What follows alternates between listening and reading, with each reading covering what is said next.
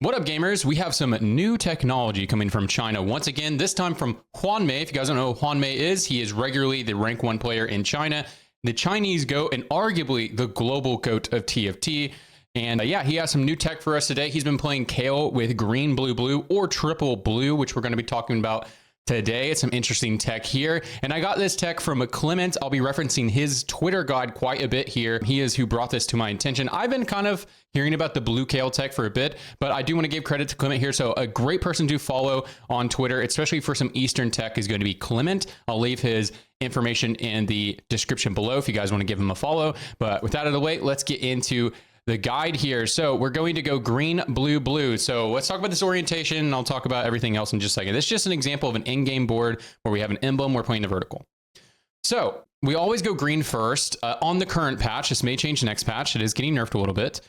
So we always go green first because it is the most flexible, and you don't know if you're going to play the vertical yet. You don't know if you're going to play Kayle, and it's just very strong early game. Having a 30% shred and sunder is just so OP. Now they are nerfing this to 20% on next patch. So I do believe, if you guys believe in the blue tech, I do believe on next patch, you could totally go triple blue Kayle carry because they are buffing the blue line. I could totally see a world where you go triple blue next patch with a static shiv or an ionic spark slammed, and that gives you insane tempo, especially if you have an early Zoe drop and you could start carrying Zoe with your items like static shiv and that sort of thing. And so, yeah, you can go this on next patch. Look out for that. But on current patch, it's usually best to go green and then blue, blue. So why blue? Why blue? So I've already started to go blue in the mid game because it just made more sense to me if I end up splashing 5 Storyweaver in the mid game, especially if I don't know if I'm going to play the vertical. I'm just like playing the 3 into the 5 just for the tempo to go level 9 or do whatever.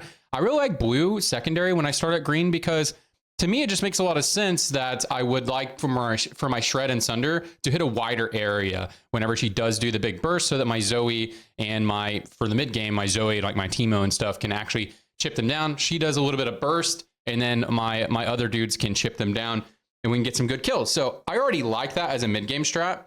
But why are we taking this late game?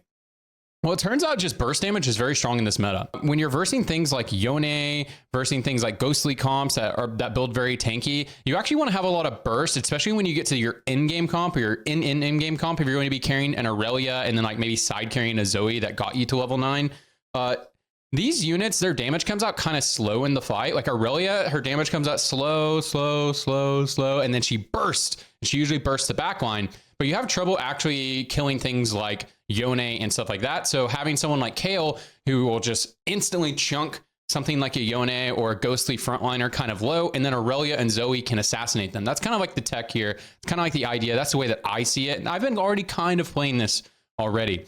And so this line is actually getting full on buff next patch. So it should be a lot better next patch. But yeah, that's the idea, is that you want to burst their team. And then your things like Aurelia and Zoe can clean up the fight.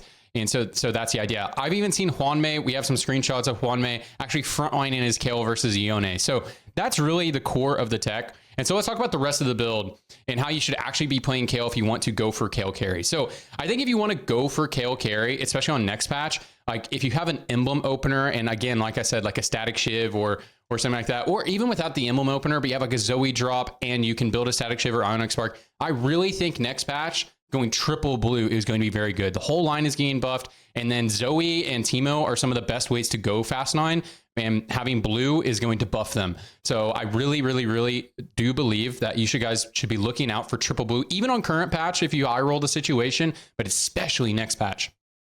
So how do you actually play Kayle and how do you buff her? So you obviously want to play 7 Storyweaver if you want to play Kayle as your main carry and get to an in-game board that looks something like this is going to be very strong. And we want to go for augments like Jeweled Lotus, Accomplice, Tiny Bit Deadly. You need team-wide buff augments and team-wide buff traits like Dragon Lord and stuff like that, Arcanist, stuff like that, because Kayle can't hold items. So it should be pretty obvious that things like Jeweled Lotus, Accomplice, or Fine Vintage and Tiny Bit Deadly is going to make Kayle extremely strong. Go for items like Aegis. I realize that triple red is usually the one that wants to go, the attack speed variant stuff, but Aegis is just a broken setup. I do believe it's being nerfed slightly, but either way, like support items are extremely strong with Kayle. You can go like, you can go like Chalice on backline as well, is fine. But yeah, a setup like this is going to be great for you. So when do you not go blue Kayle?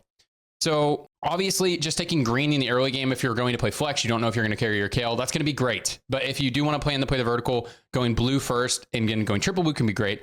But if you're playing from behind, Hwanmei actually recommends going triple red or green, red, red.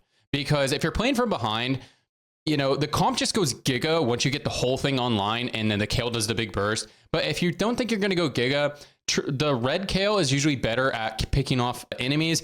After you kill the tank, she is better at just like killing the weak opponents as you go through, instead of relying on her just like slow ramping and then big cast, burst, and then big cast, and it really cleans up the fight. So if you're playing from behind, you don't think you're going to get the level 9 giga comp, everything fully stacked, then going red is going to save you a lot more HP. So that is some cautionary tale right there. But other than that, going down the blue line is going to be your best bet. And let's just take a gander at the buffs over here, because it is in Clement's screenshots over here.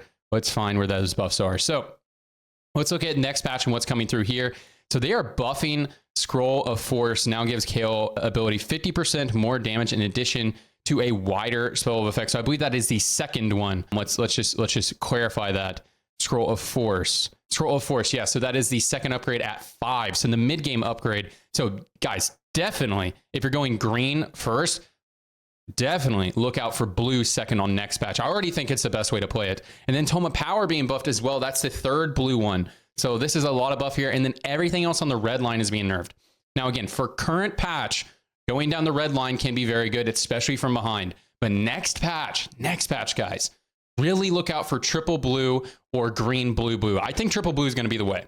But anyways, guys, I just wanted to bring this tech to you. And again, if you want to follow some great TFT guides, check out TFT Twitter, guys. I think it is the far superior place to find high quality TFT information opposed to a place like Reddit. I get a lot of bad information from Reddit, honestly. I stopped using it for TFT. I think Twitter and YouTube is some of the best places to get some TFT stuff. So anyways, guys, give this a try in your games, especially next patch. Let me know how it goes, and I'll see you on the next video.